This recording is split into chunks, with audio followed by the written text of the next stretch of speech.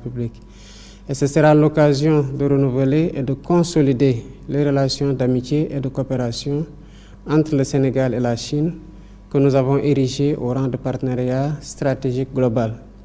Donc avec cette visite, j'ai la conviction que le grand succès de la coopération sino-sénégalaise qui est matérialisée par plusieurs réalisations et plusieurs projets dans des secteurs variés va se perpétuer.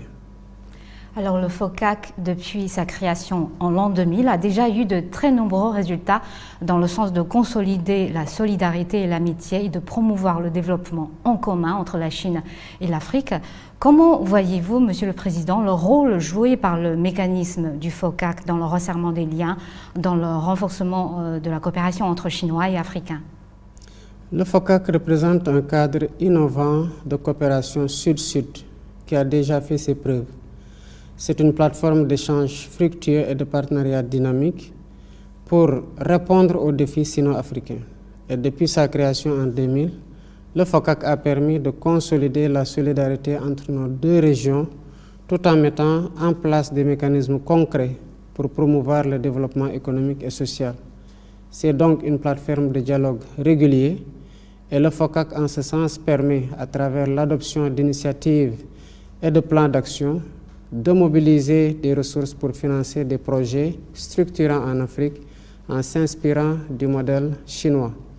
Le FOCAC, enfin, permet de renforcer les voix de l'Afrique et de la Chine sur la scène internationale en ce qu'il prône notamment l'égalité, la confiance mutuelle, la coopération gagnant-gagnant, la solidarité et l'assistance mutuelle.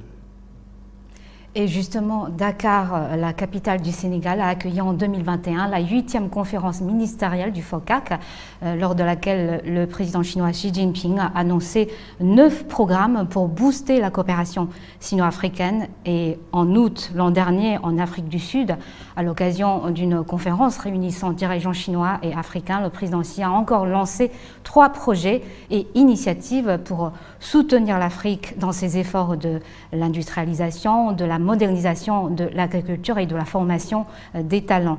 Alors aujourd'hui, Monsieur le Président, quelle appréciation feriez-vous des résultats du suivi de ces mesures? En tant que coprésident du FOCAC et hôte de la 8e conférence ministérielle du FOCAC qui s'est déroulée à Dakar, le Sénégal a été témoin des importantes réalisations de ce partenariat, en particulier dans le domaine des infrastructures, avec la mise en œuvre de l'initiative La Ceinture et la Route.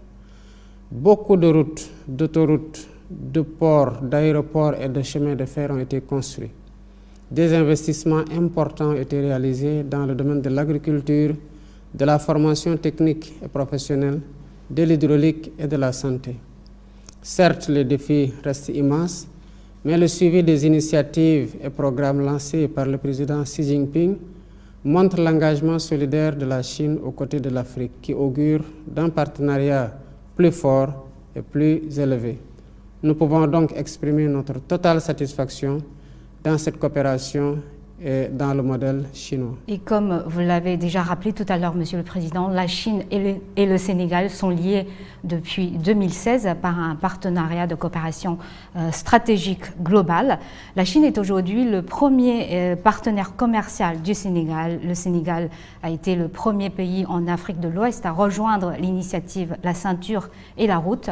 Peut-on s'attendre à un renforcement de cette relation bilatérale sous votre mandat, vous qui recherchez la souveraineté nationale dans tous les domaines?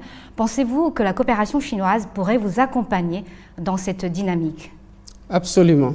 Comme je l'ai mentionné plus haut, ma volonté est d'œuvrer au renforcement de cette coopération afin de hisser à un niveau plus élevé, notamment dans des secteurs prioritaires tels que l'agriculture, l'industrialisation, l'hydraulique, la formation technique et professionnelle et la digitalisation.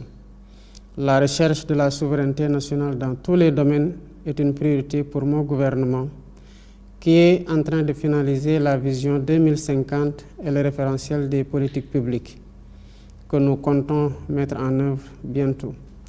Nous travaillons donc avec tous les pays amis et partenaires qui sont disposés à nous accompagner dans la réalisation de ses priorités, y compris et surtout la Chine. Et en termes de politique internationale, on parle aujourd'hui de plus en plus de Sud global. La Chine en fait partie, comme le Sénégal. À votre avis, Monsieur le Président, qu'est-ce que le Sud global peut nous apporter dans notre monde d'aujourd'hui? Et comment voyez-vous les efforts fournis par la Chine pour promouvoir la coopération au sein du Sud global et pour pousser les pays en voie de développement à progresser ensemble?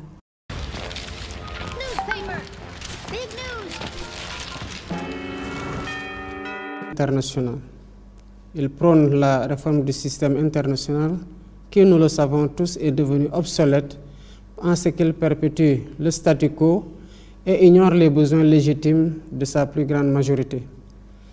La mutation du groupe des BRICS donc en un Sud global plus large montre à quel point le système international est contesté et qu'il urge de le réformer, mais le réformer dans le sens de le rendre plus inclusif, plus juste, plus équitable dans l'intérêt bien compris de tous. Bon, une dernière question avant de terminer cet entretien, Monsieur le Président. La République populaire de Chine va souffler sa 75e bougie en octobre cette année. Quelle évaluation auriez-vous des résultats obtenus par mon pays sur son chemin de la modernisation à la chinoise et que pensez-vous des initiatives lancées par le président Xi Jinping ces derniers ans en termes de développement mondial, en termes de sécurité et de civilisation? Et je vous dis déjà joyeux anniversaire par anticipation et joyeux anniversaire au peuple chinois, à la République populaire de Chine. J'aurai l'occasion d'adresser mes félicitations au président Xi Jinping et de lui renouveler l'amitié du peuple sénégalais au peuple chinois. Avec une politique de grandes réformes d'ouverture, la Chine a pu réaliser des progrès impressionnants sur la voie de la modernisation. Et ce, grâce à une approche qui allie développement économique rapide, réduction de la pauvreté et amélioration des conditions de vie de sa population. Donc les résultats parlent d'eux-mêmes. Le modèle de modernisation à la chinoise plutôt, basé sur une forte capacité d'innovation, une industrialisation avancée et une gestion efficace des ressources, a permis de tirer des centaines de millions de Chinois de la pauvreté en quelques années. Ça aussi, c'est un constat qui s'impose. La Chine est donc, en ce sens, une source d'inspiration pour de nombreux pays en développement, y compris le Sénégal. Les initiatives lancées par le président Xi Jinping, telles que l'initiative pour le développement mondial, l'initiative pour la sécurité mondiale et l'initiative pour la civilisation mondiale, sont des contributions importantes pour renforcer le multilatéralisme comme fondement de la coexistence pacifique des peuples. Ces initiatives visent à promouvoir un développement inclusif et à renforcer la coopération internationale dans des domaines cruciaux pour l'avenir de l'humanité. La Chine, donc, en un mot, inspire toute l'humanité. Merci beaucoup, Monsieur le Président. Je vous souhaite bon voyage et bon forum. Merci beaucoup à vous aussi.